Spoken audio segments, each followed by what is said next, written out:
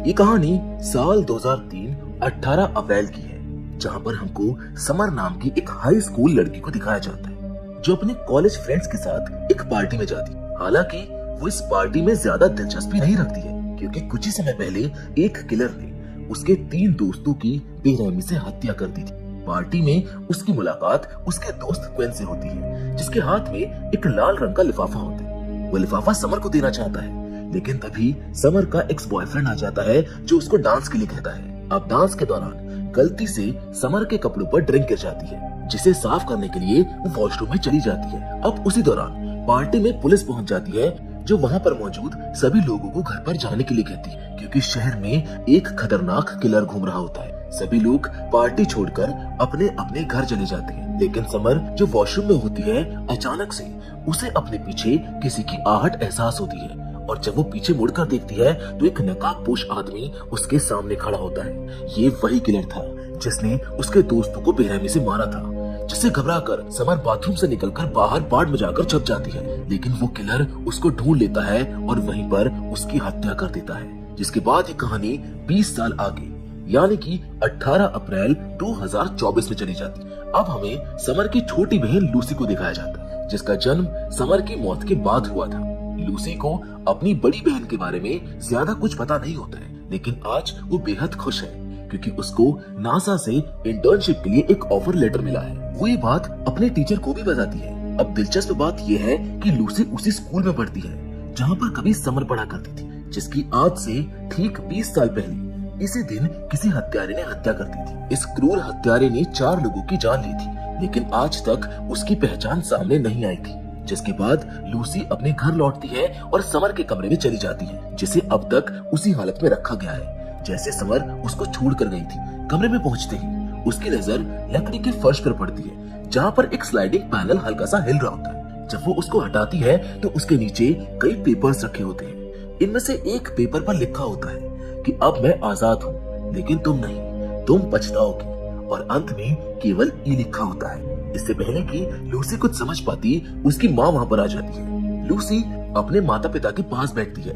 वो उनको बताती है कि उसको नासा से इंटर्नशिप का ऑफर मिला है। ये सुनकर उसके पिता खुश होने के बजाय चाहते हैं कि वो उनकी कंपनी में काम करे। दरअसल अपनी बड़ी बेटी समर की मौत के बाद से वो हमेशा डर के साए में जीते आए हैं और लूसी को खुद से दूर जाने नहीं देना चाहते। जिसके बाद तीनों उस जगह जाते हैं जहाँ पर 20 साल पहले कातिल ने समर की हत्या की थी। ये समर का मेमोरियल है। समर की माँ उसकी याद में कुछ सामान लेकर आती है और लूसी से पूछती है कि क्या वो भी कुछ सामान लेकर आई है। लूसी बताती है कि उसने अपनी चीजों को कार में ही छोड़ दिया है, जिनको लेने के लिए वो गाड़ी की तरफ बढ़ती है। और जैसे वो गाड़ी की ओर जाती है, अचानक से एक बाड़ के अंदर तेज रोशनी होती है। अब उस रोशनी के साथ एक अजीब सी आवाज भी सुनाई दी थी। इसीलिए जिज्ञासावश वो अंदर झांकती है, जहाँ पर वो 2 रहस्यमय बॉक्स को देखती है। अब जैसे वो एक बॉक्स को छूती है, वो एक्टिवेट हो जाता है और दोनों बॉक्स में से एक ऑर्ब निकलता है, जिससे तेज लेजर लाइट निकलती है। और फिर वहाँ पर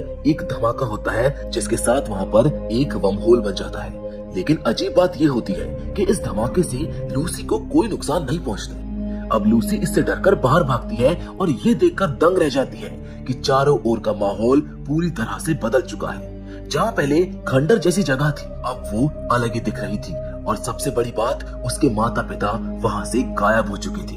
वो घबराकर उनको कॉल करने की कोशिश करती है, लेकिन उसके फोन में नेटवर्क नहीं होता है। लूसी को कुछ भी समझ में नहीं आता है, इसीलिए वो अपने स्कूल की तरफ भागती है, जहाँ पर पहुँचते ही वो चौंक जाती है, क्योंकि स्कूल में सभी लोग पुराने जमाने के कपड़े पहने हुए थे। उनके पास के गैजेट्स भी काफी पुराने थे, जो लूसी के समय में चलन से बाहर हो चुके थे। तभी उसको एहसास होता है कि शायद वो टाइम ट्रेवल करके 2003 में पहुंच चुकी है।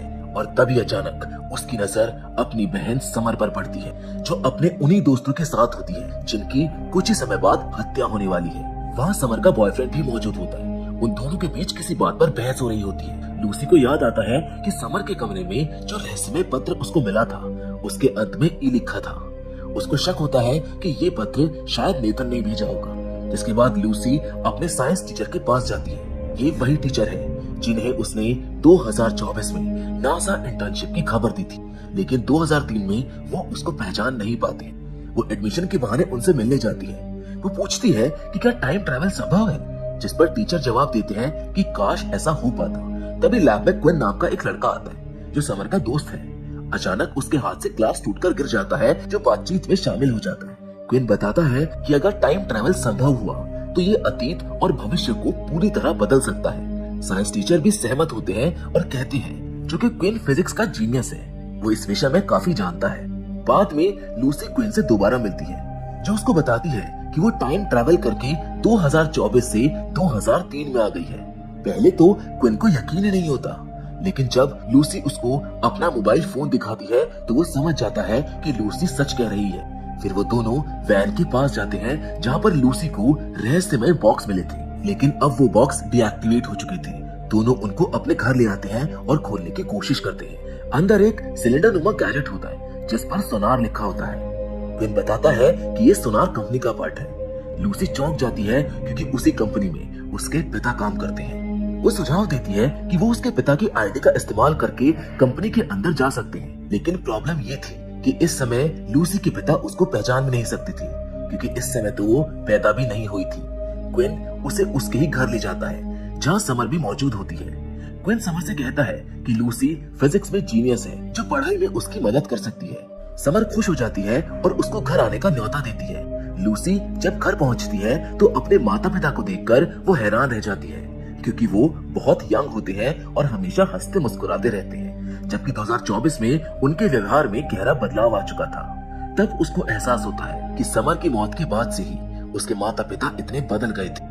अब समर के साथ समय बिताकर लूसी को पहली बार बहन के साथ रहने का अनुभव होता है। वो अपने माता पिता के साथ भी वक्त बिताती है जो इस समय बेहद खुश मिजाज होते हैं। लूसी समझ जाती है कि अगर वो समर को बचा ले तो शायद उसका भविष्य भी बदल सकता है। लूसी को समर के कमरे में लगे मिरर पर उसके दोस्तों की तस्वीरें दिखती है। ये वही दोस्त हैं जिन्हें कातिल ने बेरहमी से मार डाला था। आज वही दिन था जब उन घटनाओं को अंजाम दिया गया था। ये जानकर लूसी उस जगह पहुंच जाती है जहाँ पर यह हत्याएं हुई। ये एक मॉल था जहाँ लूसी को अपने साइंस टीचर नजर आते हैं। वहीं क्विन भी मौजूद होता है क्योंकि वो इस जगह पर पार्ट टाइम काम करता है। लूसी क्विन से उन स्टूडेंट्स के बारे में पूछती है जिनकी आज मौत होने वाली थी। वो दोनों स्टूडेंट्स मॉल के ऊपर के हिस्से के एक शोरूम में होते हैं। तभी कातिल वहाँ पर पहुँच जाता है। लड़की अंदर कपड़े बदलने के लिए गई होती है और ठीक उसी वक्त वो कातिल बाहर खड़े लड़के को बेरहमी से मार डालता है। और जब लड़की बाहर आती है तो कातिल उसके सामने खड़ा होता है जो उसको भी बस मारने वाला होता है, लेकिन लूसी सही समय पर पहुंचकर उसको बचा लेती है। वो दोनों डर के मारे नीचे की ओर भागते हैं, लेकिन तभी कातिल एक बार फिर से उनके सामने आ जाता है, जिससे घबराकर वो दोनों ऊपर की ओर दौड़ती है। लेकिन तभी वो लड़की एस्केलेटर पर गिर जाती है और इससे पहले कि लूसी उसको बचा पाती कातिल उसको मार देता है। इसी बीच वहाँ पर एक गार्ड भी आ जाता है, लेकिन कातिल उस गार्ड को भी मौत के घाट उतार देता है। क्विन कातिल को देख रहा होता है, लेकिन उसने नकाब पहन रखा था जिससे उसकी पहचान करना नामुमकिन था। कातिल की नजर अब लूसी और क्विन पर पड़ती है। वो उनकी ओर बढ़ने वाला होता है कि तभी पुलिस के सायरन की आवाज गूंजने लगती है, जिसको सुनते ही कातिल वहाँ से फरार हो जाता है। बचने के बाद लूसी और क्विन उसके घर चले जाते हैं। वहाँ लूसी उसको पूरी कहानी बताती है कि कैसे इस कातिल ने उसकी बहन समर और 3 अन्य दोस्तों को मार डाला था। लेकिन अब वो और भी ज्यादा परेशान हो जाती है क्योंकि एक गार्ड की भी मौत हो गई थी जो कि पहले नहीं हुई थी। ये देखकर क्विन उसको चेतावनी देता है कि उसको अतीत बदलने की कोशिश नहीं करनी चाहिए। अगर उसने ऐसा किया तो भविष्य में कई चीजें बदल सकती हैं। वो उसको सलाह देता है कि उसको जल्द से जल्द वहाँ से वापस लौट जाना चाहिए। लूसी उसकी बात मानने के लिए तैयार हो जाती है।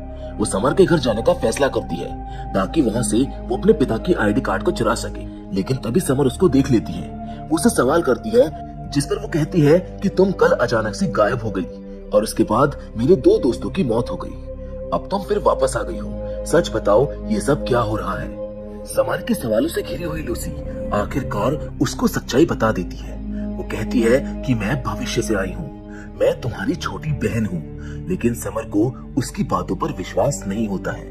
तब लूसी उसको वो रहस्यमय लेटर दिखाती है जो उसे समर के कमरे में मिला था। समर ये देखकर चौंक जाती है और कहती है कि उसको कभी ऐसा कोई लेटर नहीं मिला है।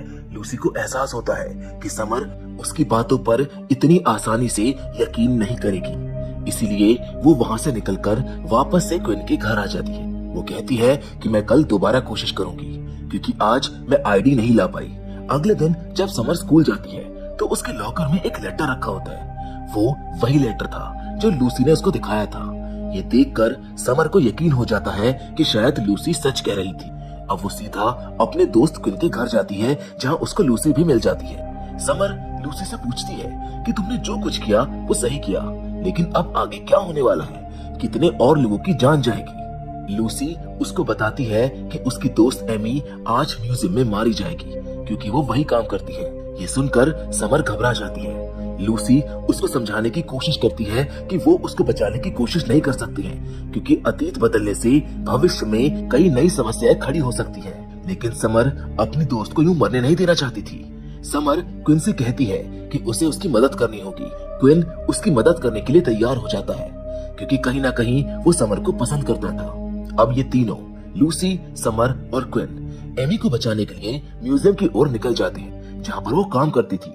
ये तीनों अलग अलग दिशाओं में एमी को ढूंढने लगते हैं। तभी समर को अपनी दोस्त एमी दिख जाती है, लेकिन उसके ठीक पीछे वही नकाबपोश कातिल होता है। समर घबराकर चिल्लाती है और एमी को पीछे देखने के लिए कहती है। जब एमी पीछे मुड़कर देखती है तो वो डर से सिहर उठती है। कातिल उसकी ओर बढ़ने ही वाला होता है कि तभी एमी जल्दी से वहाँ से बाहर भाग जाती है और दरवाजे को बंद कर देती है। इसके बाद चारों किसी तरह से वहाँ से भागने में कामयाब हो जाते हैं।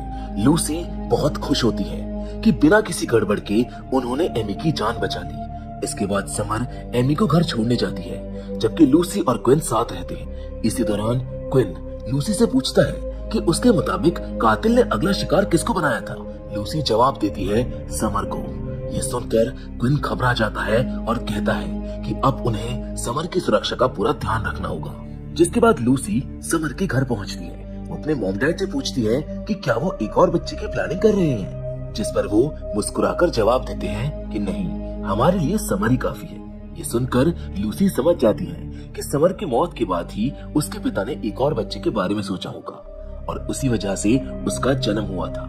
इसका मतलब ये हुआ कि अगर समर की जान बच जाती है तो लूसी का अस्तित्व समाप्त हो सकता है, क्योंकि उसके माता पिता फिर कभी कोई और बच्चा पैदा करेंगे ही नहीं।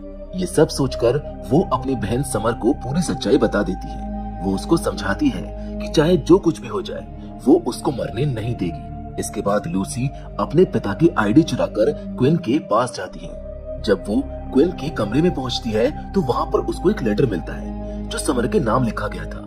ये असल में एक लव लेटर था। लूसी उसको पढ़ लेती है, लेकिन जब क्विन वहाँ पर आ जाता है तो वो ऐसे दिखाती है मानो उसने कुछ पढ़ा ही ना हो। अब लूसी और क्विन उसके पिता की आईडी को लेकर सुनार कंपनी पहुंच जाते हैं, जहां उसके पिता काम किया करते थे। अब चूंकि रात का समय था, इसीलिए सिक्योरिटी कम थी। दोनों लैब के अंदर दाखिल हो जाते हैं, जहां पर उनको वो पार्ट मिल जाता है जिससे टाइम मशीन को दोबारा ऑन किया जा सकता था। लेकिन तभी उनको एहसास होता है कि एक इम्पोर्टेंट पार्ट पहले से ही गायब है, यानी इससे पहले कोई और भी यहाँ पर आ चुका था। साथ ही में वहाँ पर एक सिक्योरिटी गार्ड भी मरा पड़ा था, किसी ने उसको बेरहमी से मार डाला था। उधर दूसरी ओर हमें वही पार्टी दिखाई जाती है जहाँ पर समर की हत्या हुई थी, यानी आज तारीख 18 अप्रैल 2003 थी। वही मनहूस दिन जब कातिल ने समर को मारा था। समर पार्टी में पहुंचती है, जहाँ पर उसका एक्स बॉयफ्रेंड भी मौजूद होता है, लेकिन वो उसकी तरफ जाने के बजाय अपनी बेस्ट फ्रेंड एमी के पास जाती है। इसी दौरान समर सभी के सामने एमी को किस कर लेती है, जिससे ये स्पष्ट हो जाता है कि वो दोनों रिलेशनशिप में थी। दरअसल जो रहस्यमय लेटर समर के लॉकर में मिला था वो किसी और ने नहीं बल्कि एमी ने ही उसके लिए लिखा था। इधर लैब में लूसी और क्विन ये देखकर हैरान रह जाते हैं कि जिस पार्ट को वो दोनों लेने आए थे वो पार्ट पहले से ही गायब हो चुका था। साथ ही वहाँ पर मौजूदा गार्ड भी मर चुका था। ये सब देखकर लूसी को एहसास होता है कि जरूर ये काम उसी कातिल का है, जरूर वो भविष्य से टाइम ट्रेवल करके आया होगा। वहीं समर उस स्थान पर पहुंच चुकी थी जहाँ पर उसकी हत्या होनी थी। अब जैसे ही वो नकाबपोश कातिल उसकी ओर बढ़ता है, ठीक उसी वक्त लूसी और क्विन गाड़ी से उसको टक्कर मार देते हैं, जिससे वो दूर जाकर गिर जाता है। लूसी और क्विन तुरंत समर को गाड़ी में बैठाकर वहाँ से निकल जाते हैं। कातिल धीरे धीरे खड़ा होता है और इसी दौरान उसका मास्क टूट जाता है। जब वो तीनों उसका चेहरा देखते हैं तो उनकी आंखें फटी की फटी रह जाती है, क्योंकि वो कोई और नहीं बल्कि खुद भविष्य का क्विन था, जो समय में पीछे आकर इन सभी को मार रहा था।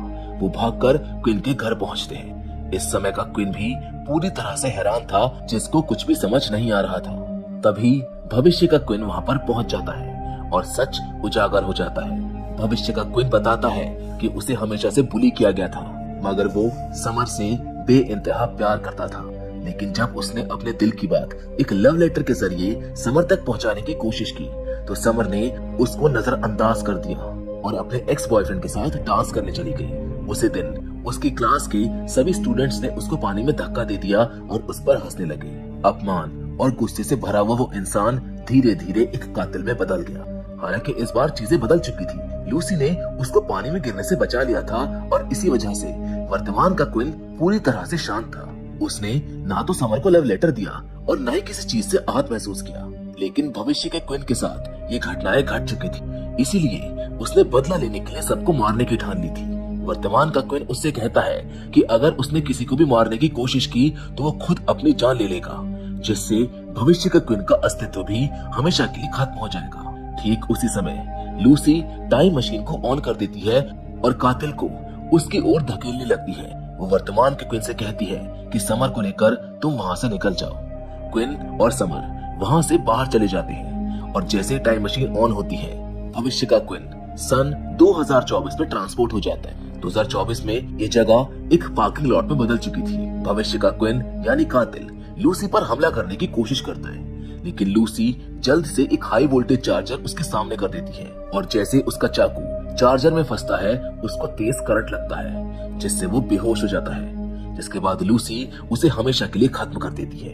लूसी को वहाँ वही टाइम मशीन का पार्ट मिलता है, जिससे वो दोबारा पास्ट में यानी कि 2003 में लौट सकती थी। वो तुरंत टाइम ट्रेवल करके 2003 में लौट आती है, जहाँ पर वो समर और क्विन से मिलती है। वो दोनों उसको देखकर बहुत खुश हो जाते हैं। लूसी उनको बताती है कि वो अपने समय में अपने घर गई थी, लेकिन उसके माता पिता ने उसको पहचानने से इनकार कर दिया, इसीलिए उसने हमेशा के लिए इसी समय में रहने का फैसला कर लिया। यहाँ लौटने के बाद लूसी नासा के इंटर्नशिप के लिए दोबारा अप्लाई करती है, जिसमें उसका सिलेक्शन हो जाता है। वहीं समर के माता पिता ने उसके और एमी के रिश्ते को अब पूरी तरह से स्वीकार कर लिया है। लूसी और क्विन भी बहुत अच्छे दोस्त बन चुके हैं, जो मिलकर नए नए साइंटिफिक प्रोजेक्ट्स पर काम करते रहते हैं। हालांकि इस पूरी कहानी में काफी पैराडॉक्सेस हैं, जिन्हें पूरी तरह से समझाया नहीं जा सकता है। लेकिन फिर भी आपको ये कहानी कैसी लगी, अपनी राय हमें कमेंट बॉक्स में जरूर लिखें। बाकी फिलहाल तो आज के इस वीडियो में बस इतना ही, लेकिन हम फिर से जरूर मिलेंगे, और वो भी एक और नई इंटरेस्टिंग कहानी के साथ। पर हमेशा की तरह तब तक के लिए धन्यवाद।